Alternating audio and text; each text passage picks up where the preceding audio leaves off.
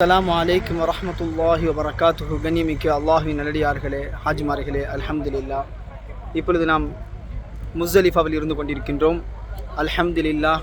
இது எப்படிப்பட்ட இடம் என்று சொன்னால், அல்லாஹ் குர்ஆனில் சொல்லி காட்டுகிறான், நீங்கள் அரஃபாவுக்கு வந்ததும் பிறகு அரஃபாவிலிருந்து முஸ்தலிஃபாவுக்கு சென்றால் அங்கே மஸ்ஜித் மஷ்ஆரில் ஹராமில் என்னை நினைவு கூறுங்கள் என்பதாக அல்லாஹ் ரப்புல் ஆலமீன் தனது திருவரையில் சுட்டி காட்டுகிறான். அதனுடைய அடிப்படையில் அனைத்து ஹாஜிமார்களும் எல்லோரும் முஸ்தலிஃபாவுக்கு வருவார்கள். இங்கே அல்லாஹ் ரப்புல் ஆலமீன் அவனை எல்லாரும் வணங்குவார்கள். இந்த முஸ்தலிஃபா எப்படிப்பட்ட ஒரு இடம் என்று சொன்னால், இந்த இடத்தில் அல்லாஹுக்கு மத்தியில் அனைத்து மக்களும் சரி சமம் என்பதை உணர்த்தக்கூடிய ஒரு இடமாக இருக்கின்றது. இங்கே ஏழை, பணக்காரன், பெரியவன், சிறியவன், வெள்ளை, கருப்பு என்ற எந்த ஒரு இனமும் பார்க்காமல் அனைத்து மக்களும் சரி என்பதை அல்லாஹ் ரப்புல் ஆலமீன் உணர்த்துகிறான். இங்கே எல்லாரும் தரையில் படுக்கும் ஒரு ஏற்பாட்டை அல்லாஹ் ரப்புல் ஆலமீன் இந்த முஸ்தலிஃபாவில் வைத்திருக்கின்றான். யாராக இருந்தாலும், எப்படிப்பட்ட அரசனாக இருந்தாலும் அவன் இங்கே தரையில் தான் வந்து உறங்குவான் என்பதை இந்த முஸ்தலிஃபாவில் நாம் பார்க்கிறோம். இதன் மூலியமாக நாம் மிகப்பெரிய ஒரு படிப்பினை எடுக்குகிறோம். உலகத்தில் நாம் எவ்வளவு பெரிய பணக்காரராக இருந்தாலும், கோடீஸ்வரராக இருந்தாலும், எவ்வளவு பெரிய பதவியில் நாம் வகித்தாலும், நாம் இங்கே அல்லாஹுக்கு மத்தியில் அடியான் என்பதை உணரக்கூடிய ஒரு அந்த தருணத்தை அல்லாஹ் ரப்புல் ஆலமீன் உணர்த்துகிறான். அதற்காக தான் உலகத்திலிருந்து எல்லா மக்களும் வருகிறார்கள். இந்த ஹஜ்ஜு பயணம் நமது வாழ்க்கையில் மிகப்பெரிய ஒரு திருப்பு பயணமாக இருக்க வேண்டும். நமது வாழ்க்கையில் மிகப்பெரிய ஒரு மாற்றத்தை, ஒரு தாக்கத்தை உருவாக்க வேண்டும்.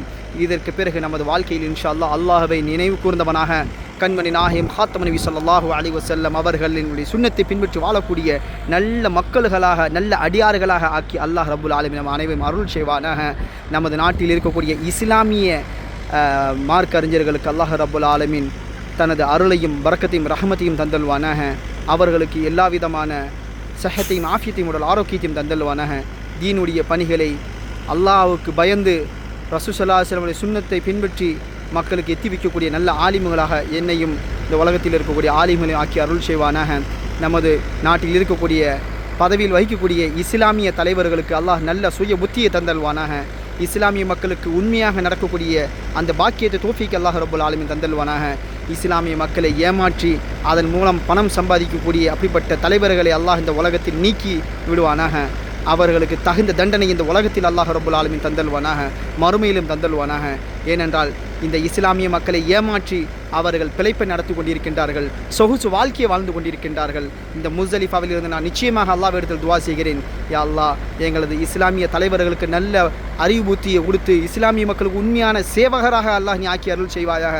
அப்படி அவர்கள் இஸ்லாமிய மக்களுக்கு சேவை செய்யக்கூடாது என்ற நோக்கத்தில் இருந்தால், பணம் சம்பாதிக்கக்கூடிய நோக்கத்தில் இருந்தால், அவர்களுக்கு இந்த இம்மையிலையும் மறுமையிலும் தக்க தண்டனை அவர்களுக்கு கடுமையான தண்டனை அவருக்கு வழங்குவாக என்று இந்த முஸ்தலிஃபாவில் நான் துஆ செய்கிறேன். யா அல்லாஹ், அவர்களுக்கு தகுந்த நல்ல அறிவு கூடிய அல்லாஹ், இந்த இஸ்லாமிய மக்கள் படக்கூடிய கஷ்டங்களை நினைத்து அவர்கள் இஸ்லாமியர்கள் நல்ல உதவி செய்யக்கூடிய நல்ல தலைவர்களாக ஆக்கி அருள் செய்வாயா ரப்புல் ஆலமீன்.